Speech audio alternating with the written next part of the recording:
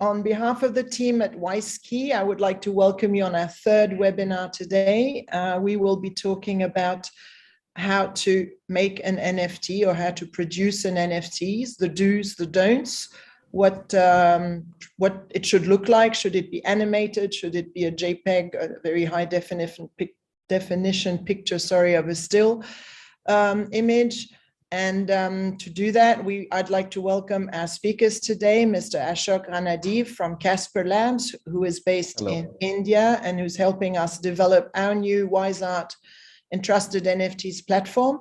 And of course, Andreas Moreira, who's working closely with Ashok as well on the development of the platform.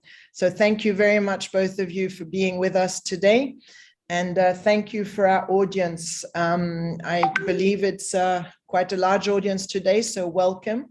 Remember, you can ask questions at any time. Just pop them in the Q&A section just down the bottom of your screen. And without further ado, let's begin. So Ashok, how long have you been at Casper Lab, and what led you to go into IT and NFTs and the metaverse? Yeah, I can give you a quick background of what my journey has been and how I landed in this place. By the way, I'm based out of Puerto Rico, which is island of United States. It's one of the territories of United States. Just moved here about 8 months back. Yeah, so I've been interested in technology, since very beginning, but my career started on a different technology route. I'm a mechanical engineer undergrad, and I've done my postgrad in nuclear engineering. I was with Indian Navy for 20 years. I actually retired as a commander from Indian Navy.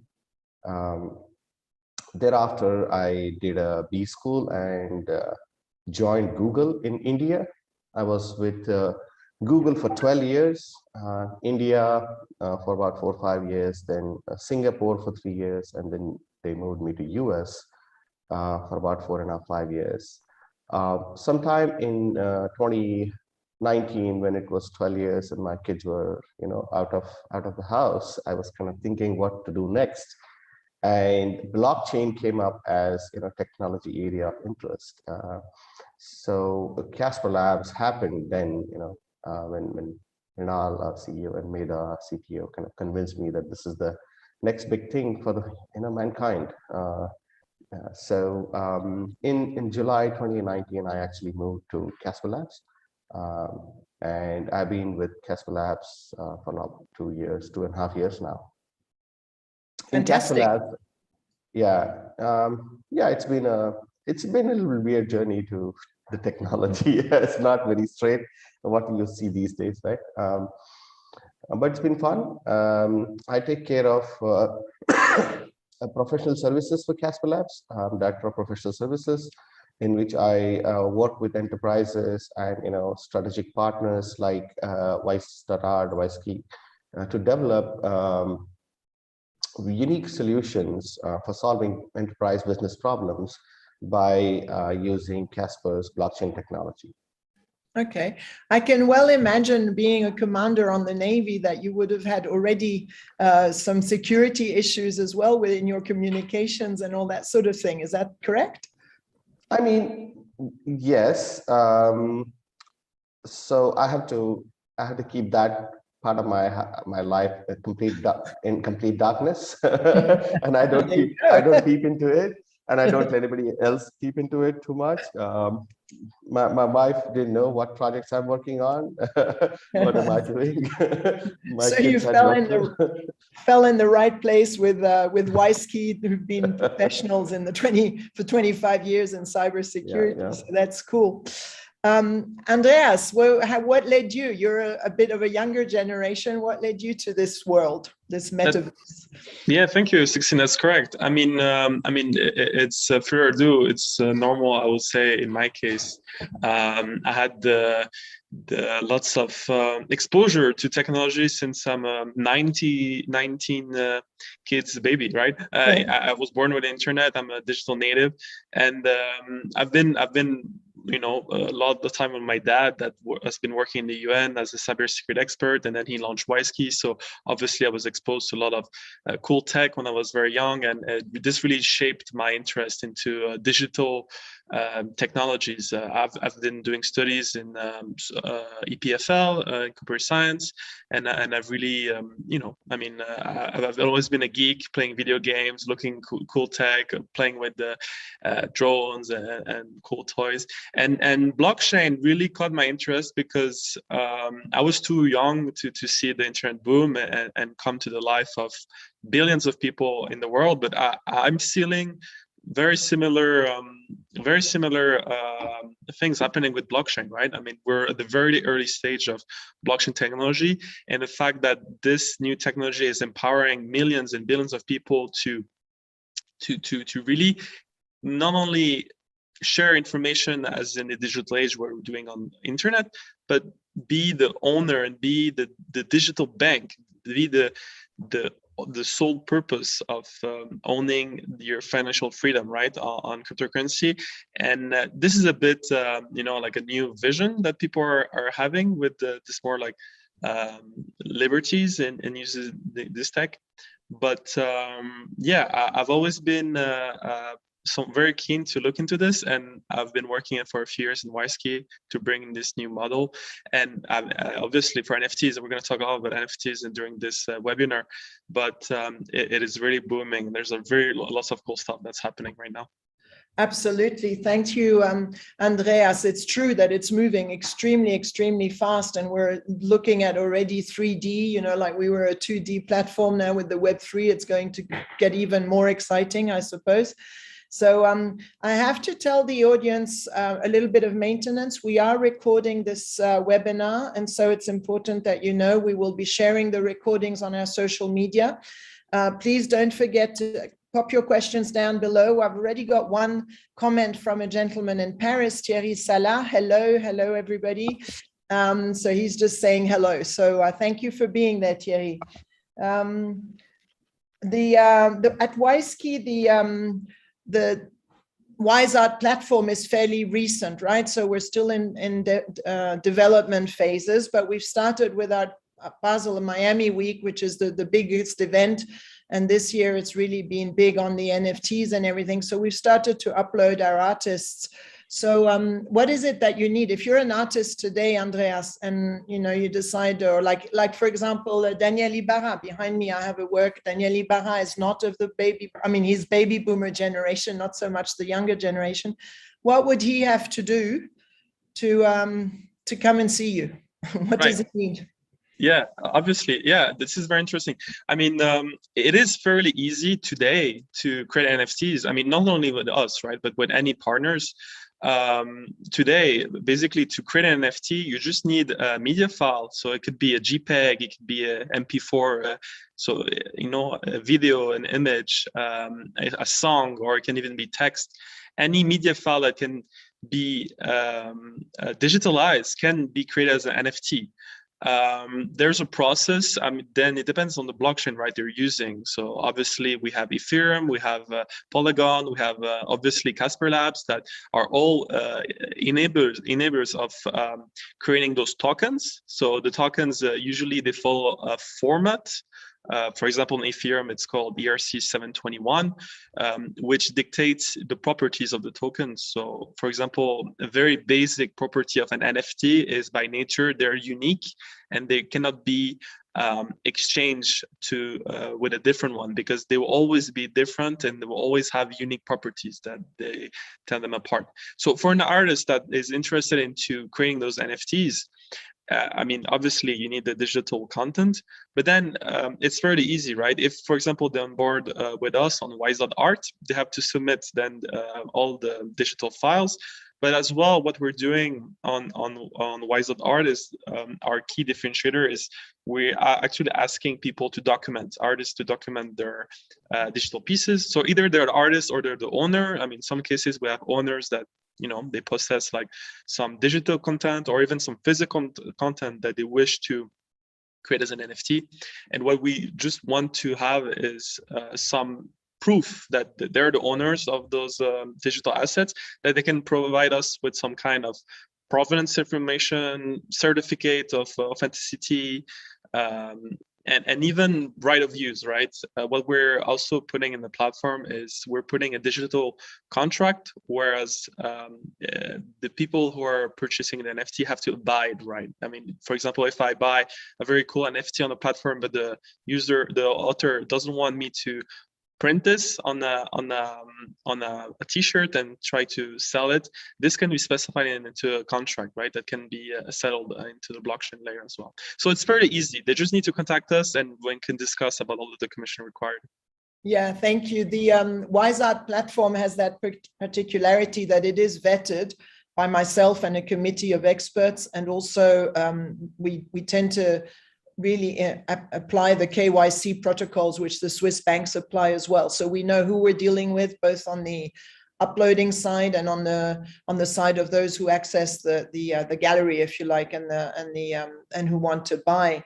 Ashok, what would you say is easiest to, or is more appealing and attractive? Do you think it's a still image, or do you think it's an animated image? What's the trend? Well, before I jump to your question, I would like to add to what Andrea has been saying, and this is a whole new world for artists, right? My wife is an artist, so I know, and she's from the older generation, as you mentioned, 16. So she paints with the paintbrushes and palette in her hand. It is important, and what we believe in Casper Labs is that I and the technology should be invisible. That means we should not be we should make it so easy for the end users that they don't see what is happening in the background and how complex the technology is. The use should be extremely easy, and that's been the endeavor ever since the company has been formed. That's one of the ethos of if you talk to our CTO or our CEO, you will hear that very often, that make a technology that is invisible to the end user. You don't even realize that you're dealing with a complex technology, and that's important, particularly for artists who are coming from the earlier generation, because they haven't dealt with the kind of tools that are available now. And I think the great work that Wise Art is doing, and what we have been focused on as well, is to kind of facilitate that. And the end product should be such that the artists should be able to use it, whether they are from new digital age or from the earlier age, should be able to use it seamlessly. So I just wanted to add that. In terms of what type of NFT is attractive, I think it is very important to be open to ideas, and the whole and 16, you are from the art background. I have observed it a little bit, but I'm not like a core art person, right? You're just married into it. So what I understand is artists are an expression of what's going on in the society. How a society is developing and want to express itself, and that would change with generations. I think the new generations is very expressive in different ways, and from a technology perspective, it is important for us to give them the tools and the ability to express in a way that they want to. So whether it's an NFT, which is just a JPEG, or whether it's a GIF or animated or a 3D art, things are now possible on the digital platforms, and it is important for us to be able to make it easy for the artists to express themselves in the kind of medium or form they want. Yeah, absolutely. And this is a good cue, because I was going to ask you as well. I think it's a new medium for artists to express themselves, and as photography was, and then as video was when that first came out. But I was going to ask you about sound. That's what I was saying. That's a good cue there, your phone. But what do you think? Is it more difficult to upload something with sound, with an audio component? No, I mean, the beauty of technology today, and Andreas will vouch for me here, is it doesn't really matter. If as long as you can express a particular content in any digital form, you can put it as an NFT and it becomes immutable. It is unique because it's a non-fungible token. It has all the metadata that you would like to associate with it. A music file is a different type of file. Other than that, it's a digital content. It has a unique footprint and a fingerprint. There is absolutely no reason to keep that away from NFT creation. Okay, all right. And Andreas, will our platform be able to support any type? Like it can be a very heavy file, or it can be a more simple file or lighter? Right. So, I mean, as the type of files goes, as I explained earlier, is that we are intending to accept any file that can be, judged as digital content. There will be still like a vetting process, as you explained before. We're not gonna put anything, like either fake art pieces, or even like people who stole art pieces. This is something we're verifying. Those who have to be careful. But as for the, let's say, more technical aspect, as the limit, obviously there will be some limit. I know for a fact that some artists uses very high resolution videos and even high resolution pictures that can easily go in the gigabytes. So for reasons that we cannot obviously accept such large files, we're still going to have like some limits. So we're currently, I think, accepting up to 200 megabytes for files. So those files are intended to be only accessible for the end user, the one that will own the digital assets. There will be slightly compressed versions of the NFTs on the platform. I mean, slightly, again, they will be in very high quality. This is for multiple reasons. One, for performance reasons, so that the user doesn't have to, have very slow loading pages, but as well to keep the original NFT only for the eyes of the purchaser. Cool, that's very good to know. I also would like to say, as the art director of the Wise Art platform, we've been approached by so many different people, like museums who are digitalizing and archiving, not so much because they want to sell their works, but the NFT is a way to be interactive with their audience and to be, of course, like active in today's world, but also to raise funds for future exhibitions, or also to keep it for their conservation, to see if they're doing work or not on the particular piece, or restoration work. That can all be then inscribed on the blockchain. So there's many uses for this new technology. I'm just going to go. We have one question from Dinesh. Thank you very much for being here, Dinesh. Question number one would be, with Ethereum 2.0 launching soon, will it be much quicker than the other platforms like Algo, for example? The current Ethereum performs at 15 transactions per second, which is now considered slow. So how are we doing in that respect? So I believe on Ethereum 2.0, I believe there's a multiple steps of this specific project. It is true that currently it's quite slow. It's a proof of work blockchain currently. So it's like Bitcoin. They're using mining with the graphic cards, right, to validate those blocks. So it's fairly slow, and it takes a lot of time to validate those transactions. At the benefit that those transactions are pretty secure. What Ethereum is doing is they're moving to proof of stake, which will bypass this mining. The new miners, in fact, they will stake their own cryptocurrencies, right, to validate transactions. So this will I think, already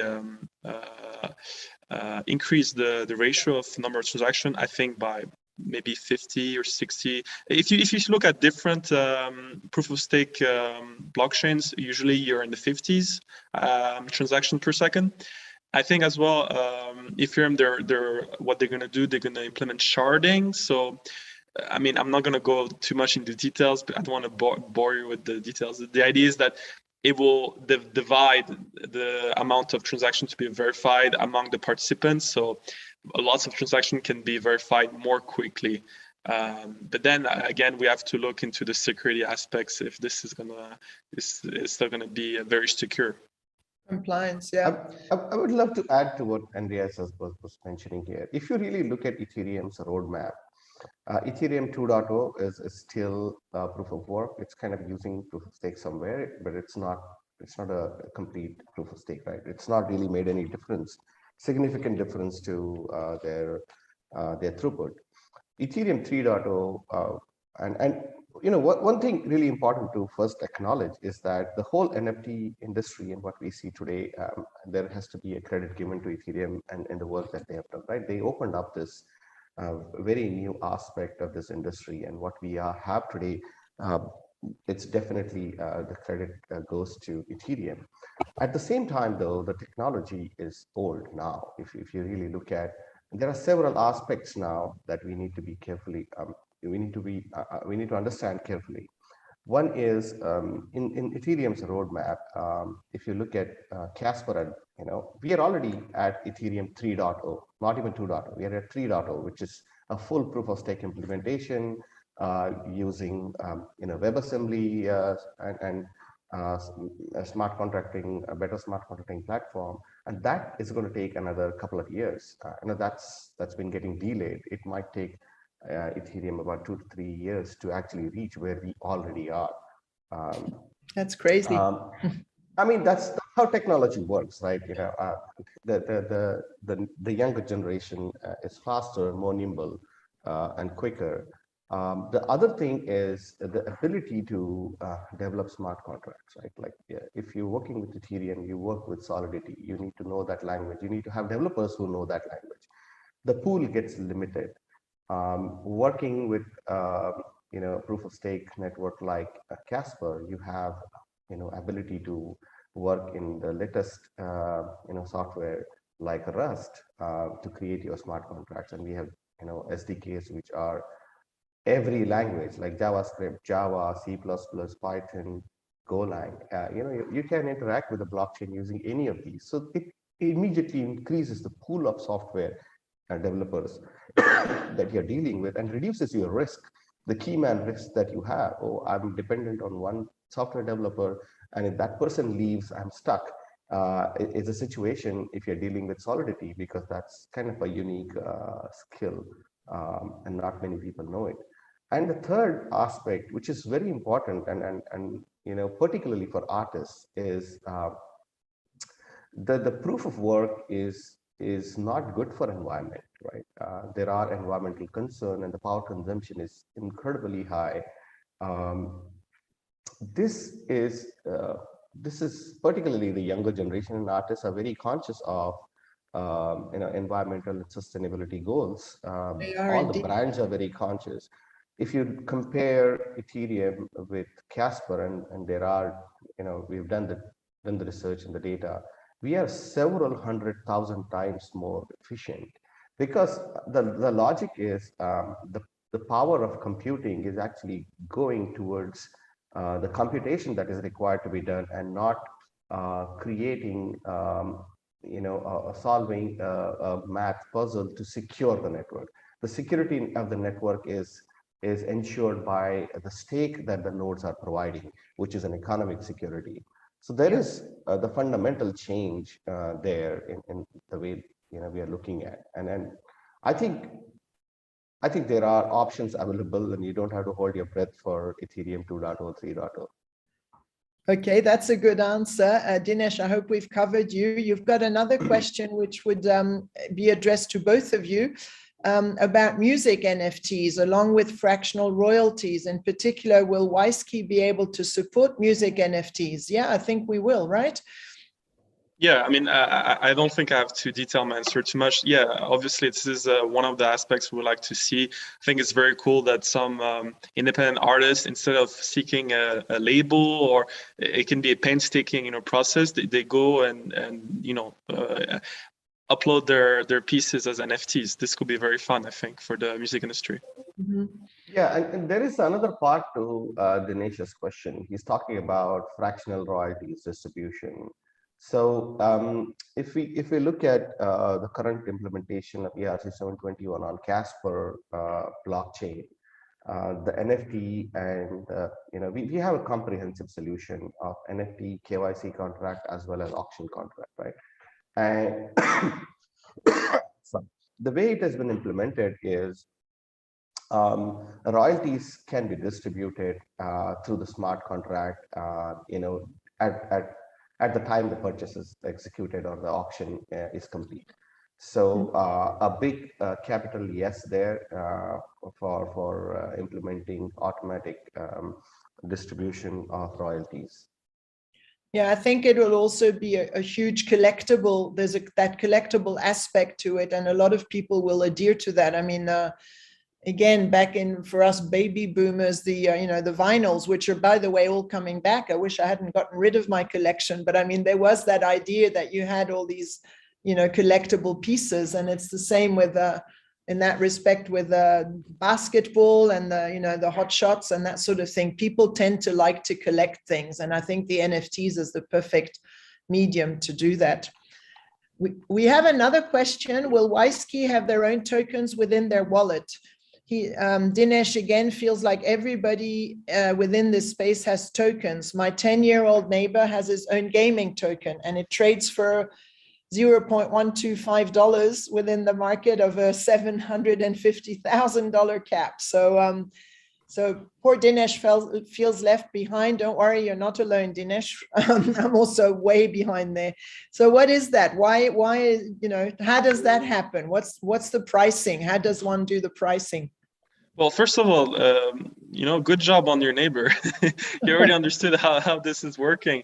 I mean, the pricing, I don't know about the pricing. It's very obviously, the way market caps works can be sometimes misleading. For example, if I issue, let's say, a 1 trillion token, a number of tokens, and I'm able to trade one of those tokens with someone for $1, well, technically the valuation of this 1 trillion token will be $1 trillion, right?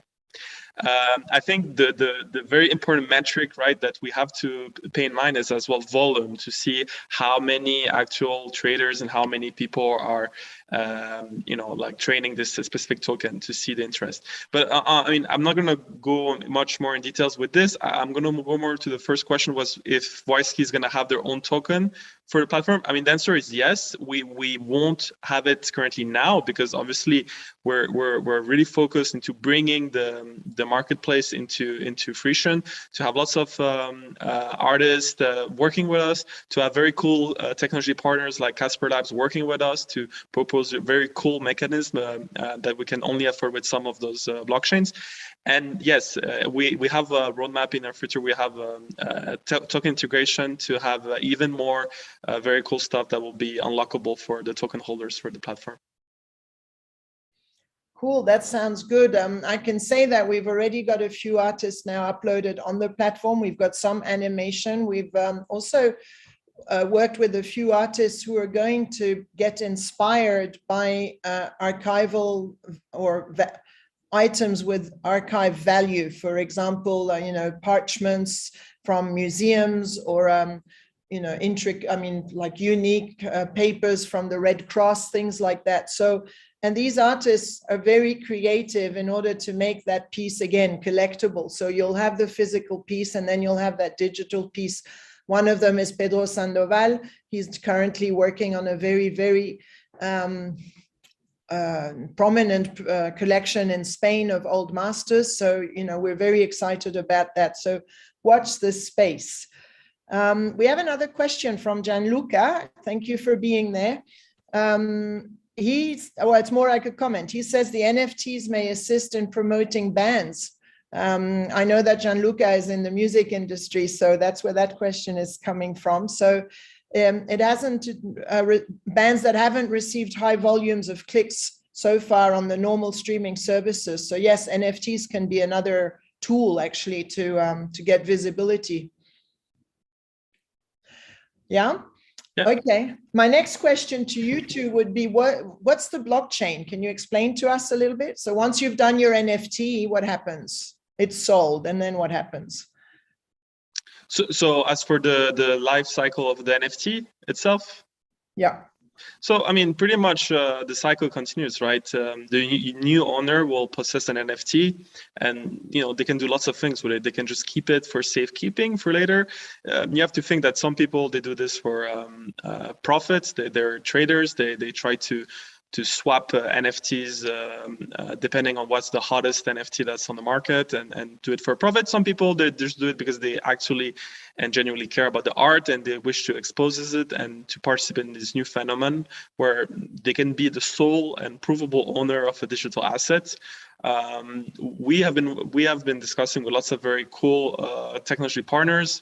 One of them, I won't say the name, but for example, they're specialized into displaying those NFTs into very high definition screens.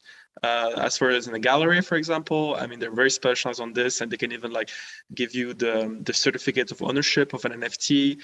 This can be viewed on the TV screen. I mean, there's so many things that can be done, right, with NFT.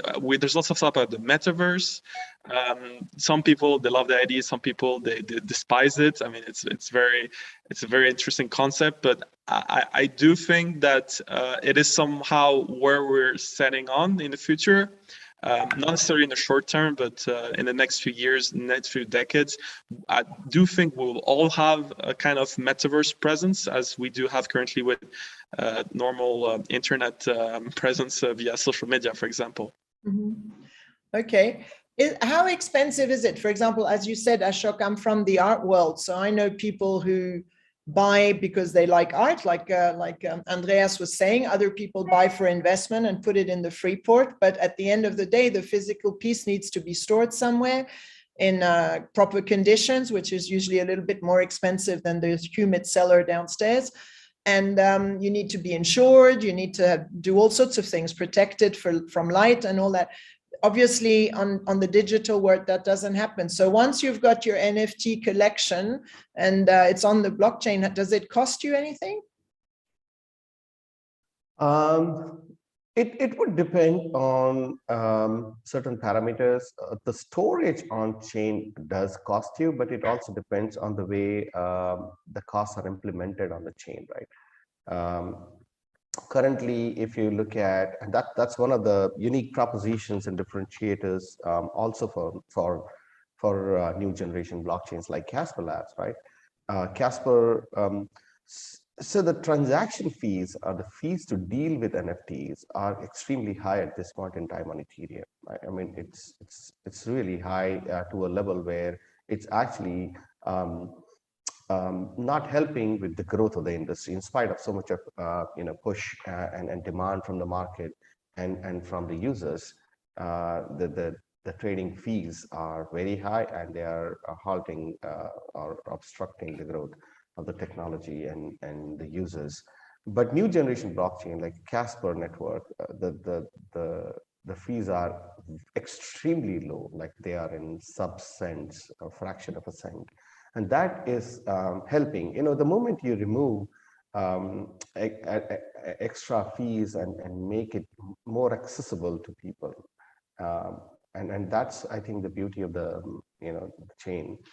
I think the expenses associated with NFT are several thousand times less as compared to what a physical art might need, definitely.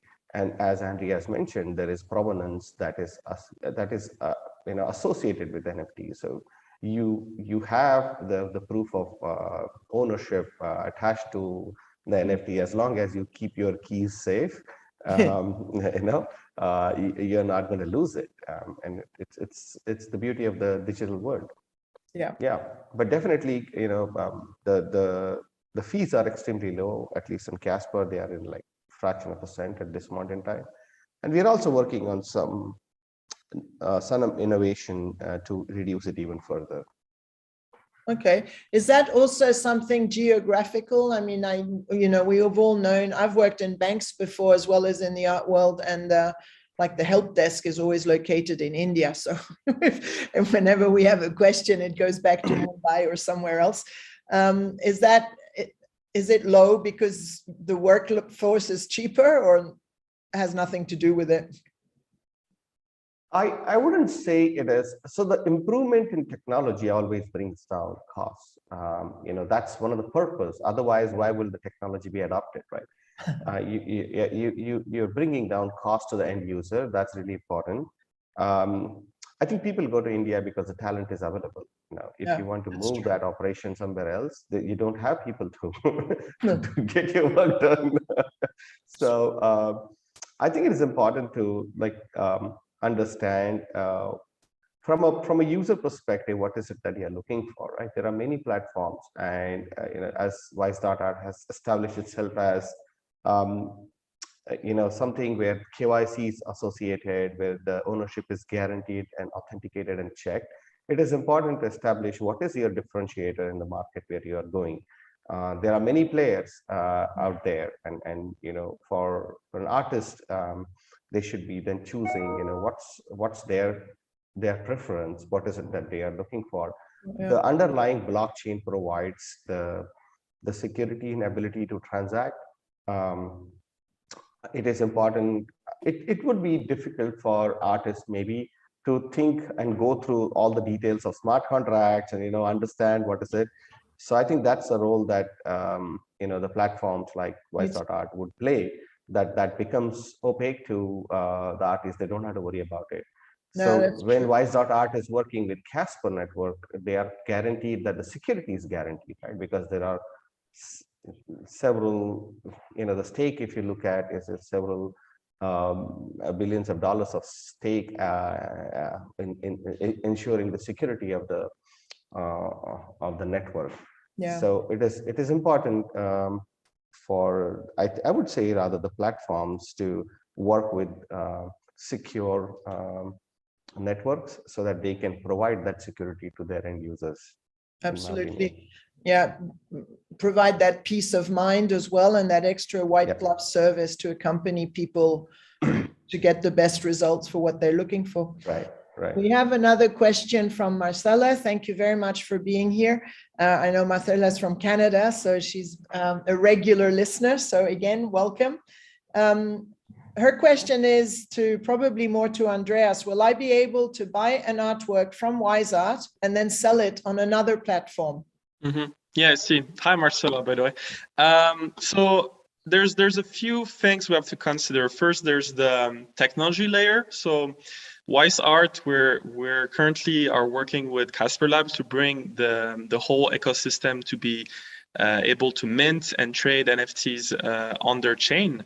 But in the future, we're planning to have a multi-chain approach with other, big chains like Ethereum and Polygon. So the idea is that depending on which chain you're using to mint your NFT, you will have to trade this NFT on this chain. So, for example, if you mint your NFT on the Casper Lab chain and you wish to transfer your NFT into a different marketplace, it is important that this marketplace enables as well this chain as well, because you will not necessarily be able to transfer this NFT into a different chain. I mean, not effortlessly, at least. So there's this important technical aspect. As well, there's maybe the security aspect. I think that Ashok explained very well. I mean, obviously, we cannot guarantee that if the NFT is exported outside of the platform, that we can guarantee that it won't be hacked, or we had lots of important headlines from big platforms as OpenSea that mishandled some NFTs that were lost, or I mean, obviously this is outside of our reach once it leaves the platform. So this is something that it is important to take care of. On our platform, we do have KYC enabled, such as every account is verified, and every NFT as well is verified and vetted. you will lose as well the provenance information that is associated to this NFT if it's going into a more open marketplace. Again, like OpenSea. OpenSea, they don't do any vetting, any verification process on your NFT. So you will lose again this aspect if you choose to transfer. Technically, yes. I mean, we can enable transfer. I think this is something that we still do have to discuss with the dev team for all the reasons mentioned. But yeah, I mean, the answer is still yes, you could, but we will prefer that you stay on the market. Yeah, I could add to that a little bit more. As Andreas rightly mentioned, that a platform provides much more than just buying or selling of NFTs, and that's what he's referring to as KYCs, authenticity, and all of that. Technically, if you own a NFT, it is yours. It is entirely yours. You can sell it, whatever way you want, or keep it, or whatever you can do. It's the keys are yours. As long as you hold the keys, that keys belongs to you. But other aspects are important when you're trading, and also access to the market, right? And if a platform provides a number of users coming to the platform so that you're visible, when you're auctioning something or selling something, you want number of people to be bidding for it, and that's again something that platform provides you. In terms of technology, interoperability of chains is going to come at some point in time. Right now there are technologies which are evolving separately.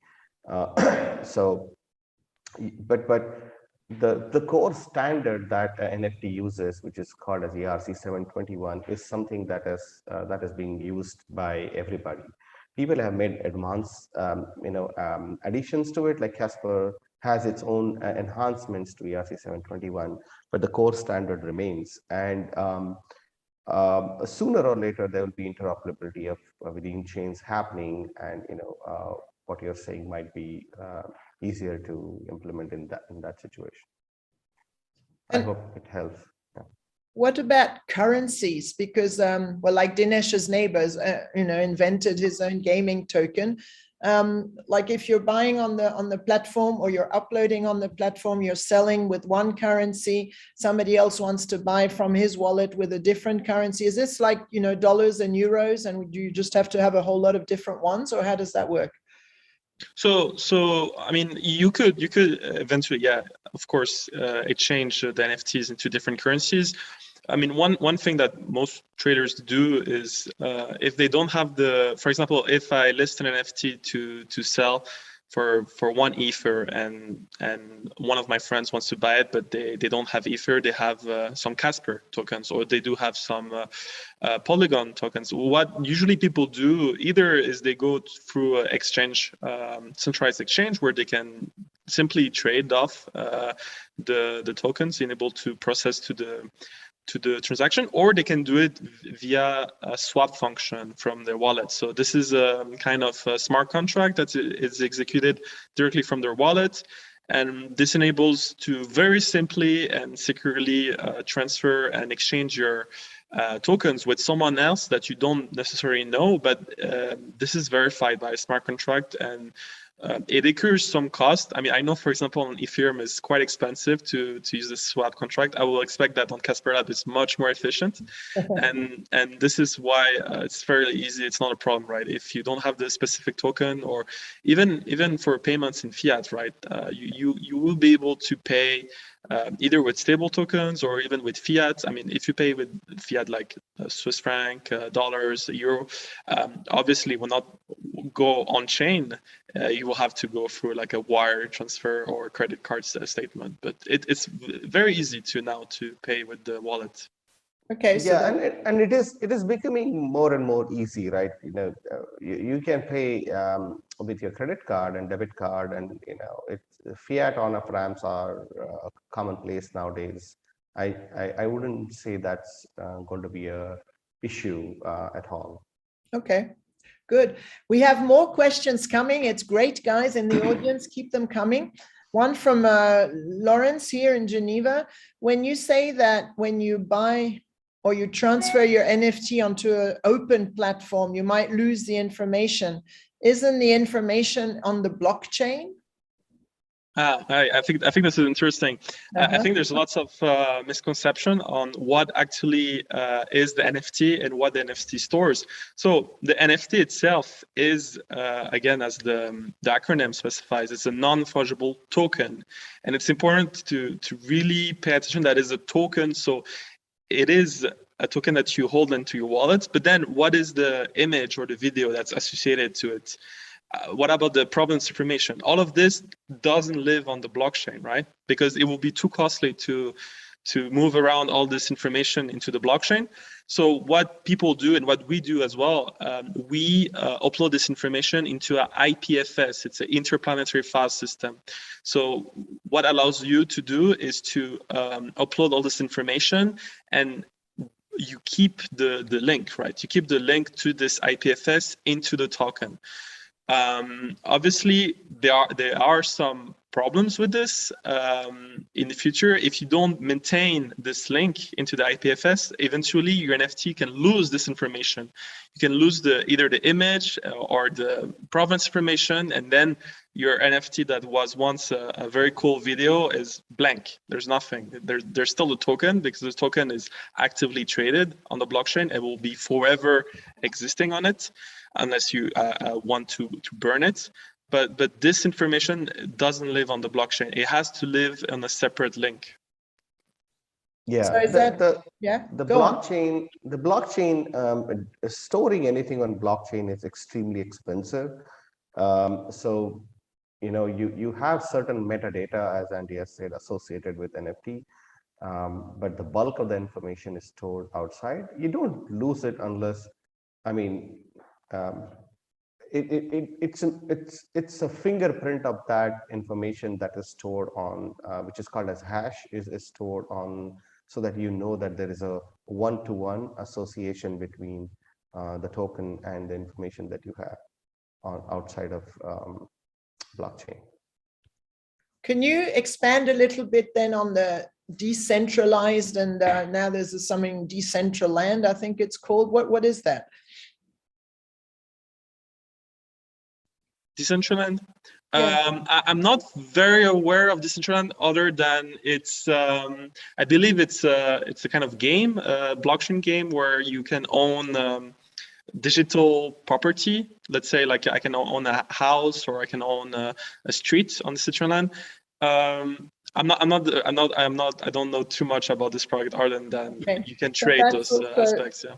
It's just a game that is stored on the blockchain. I thought it was something that was a new product again. That how we're talking about, we want to get away from the centralized or the banking system, and so we've created this decentralized. So maybe expand a little bit on that. If the information is not stored on the blockchain but somewhere else, isn't that the same as being stored again on a less sophisticated, maybe a Dropbox or something? I don't know.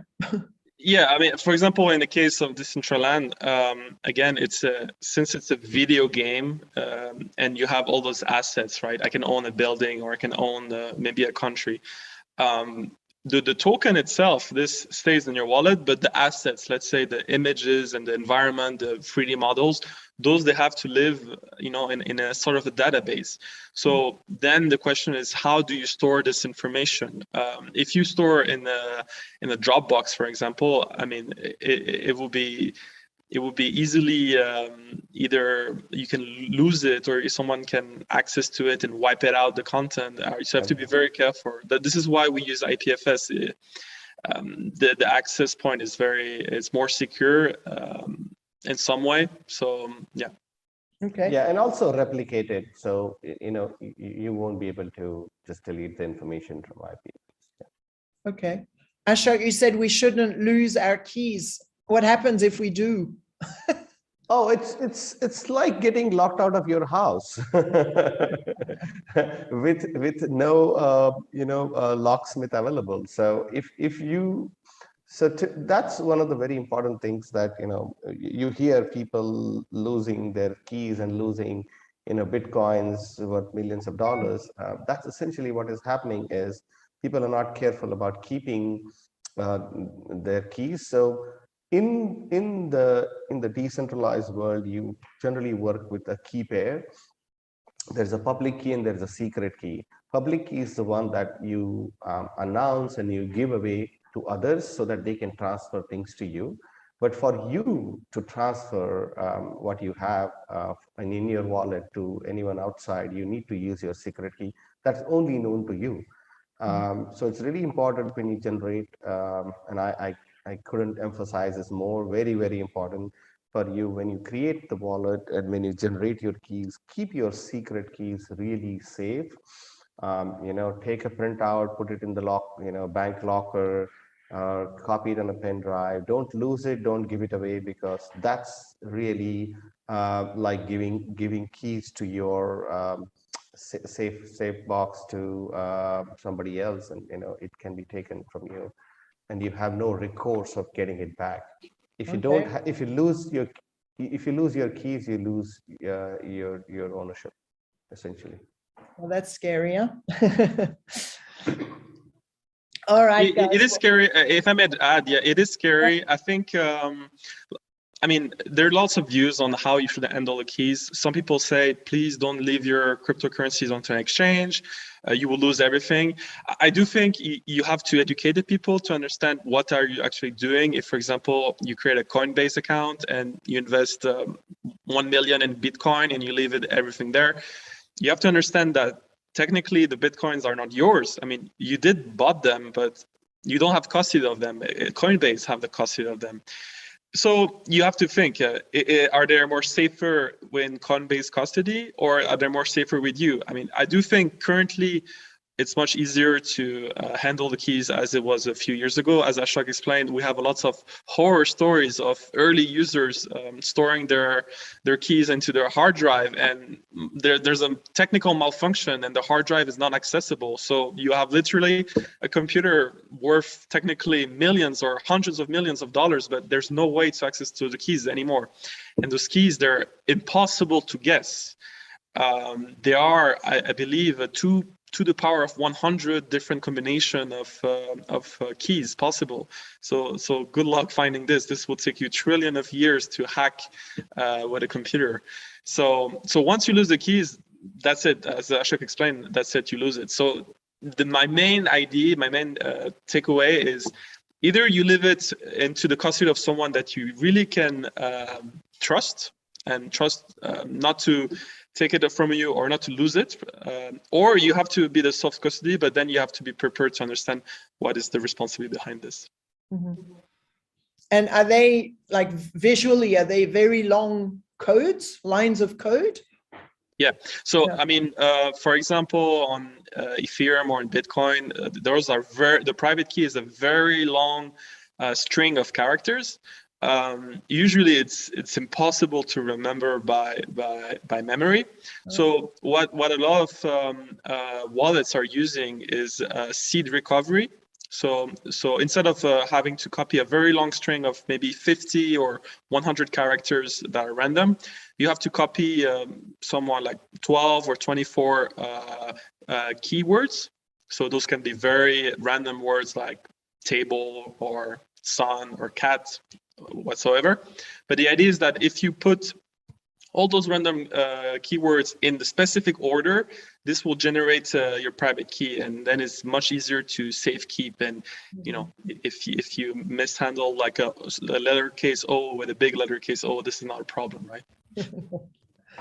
All right. Well, thank you for all those tips, guys. We're almost at the end of our webinar. If there are any other questions, this is your time. And in the meantime, I'll ask Ashok and Andreas to give us some last words of wisdom.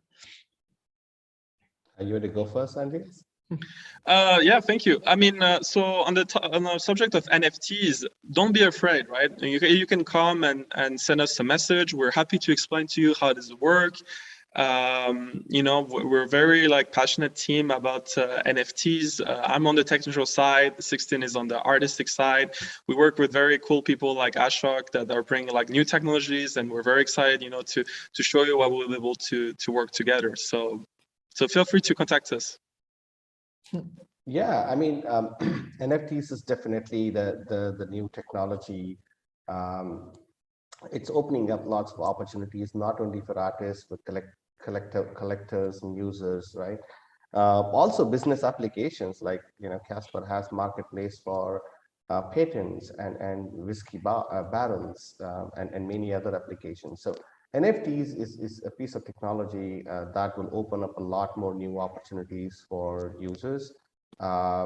Definitely artists and those who respect art and want to promote it. Don't sit on the fence.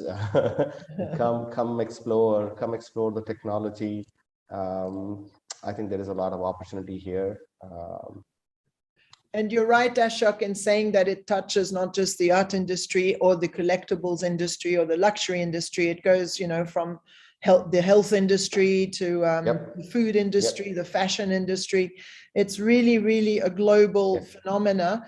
And at WISEKey, we're trying to do something that is open as well, together with the vetting, and we hope to have more quality than quantity, but we will be very diverse and hopefully also help people perhaps set up some white label possibilities, but it will go, from the entertainment industry to, securing digital IDs for football players or whatever it may be. It's very widespread. Again, thank you very much. I don't think we have any more questions. I'd just like to remind everybody that on Thursday, the 16th of December, will be our last webinar for the year. We will be talking more about the advantages there are for artists and museums and collectors to maybe use that as an inventory as well of their collection and secure the provenance and the history of their artwork. So in a different sort of less commercial maybe aspects of how NFT and this technology can be used. And in the meantime, you'll get an invitation in due course, all those who registered this time. The recording will be up in a couple of days on all the social media, LinkedIn in particular, so please don't miss it. And I'll see you in a couple of weeks. Thank you very much.